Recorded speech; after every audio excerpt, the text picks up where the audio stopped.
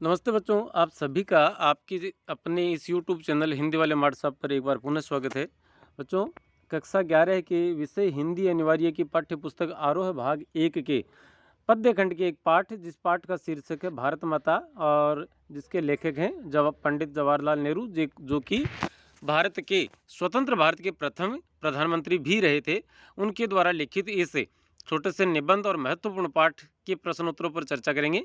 देखें, और आप पहली बार पधार रहे हैं तो सब्सक्राइब करें। पहला प्रश्न है, भारत की चर्चा नेहरू कब व किससे किया करते थे? उत्तर लिखा है, स्वतंत्रता आंदोलन के दौरान पंडित नेहरू देश भर में दौरे एवं सभाएं किया करते थे। इन्हीं जनसभाओं में तथा किसानों के बीच वे भारत की चर्चा किया करते थे।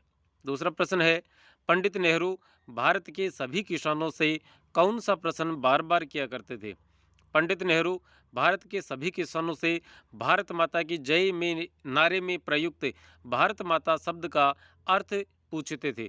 किसान कहते थे कि धरती, तब उनका सवाल होता था कि कौन सी धरती, आपके गांव की, जिले की, सूबे अर्थात राज्य की, या भारत की, या हिंदुस्तान की?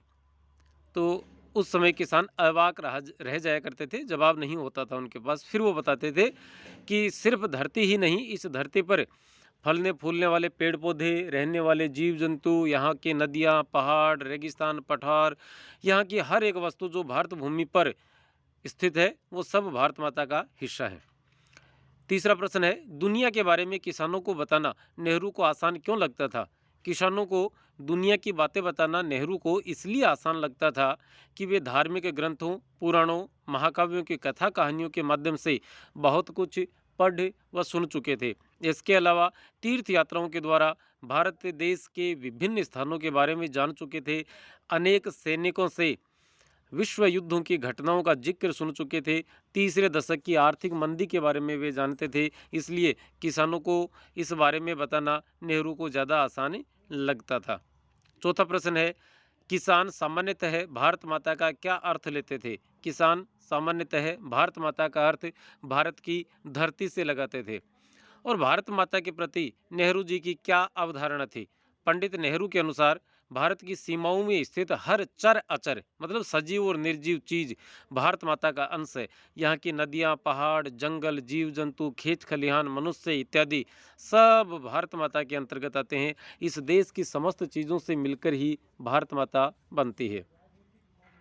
छठा प्रश्न है, आज़ादी से पूर्व किसानों को किन समस्याओं का सामना करना पड़ता था? तो आज़ादी से पूर्व किसानों को गरीबी, कर्ज, पूंजीपतियों को ब्याज देने, अनेक प्रकार के लगान चुकाने और लगान न चुकाने पर शारीरिक दंड इत्यादि समस्याओं का सामना करना पड़ता था। इसके अलावा पुलिस की ज्यादतियों का शिकार भी उन्हें होना पड़ता था।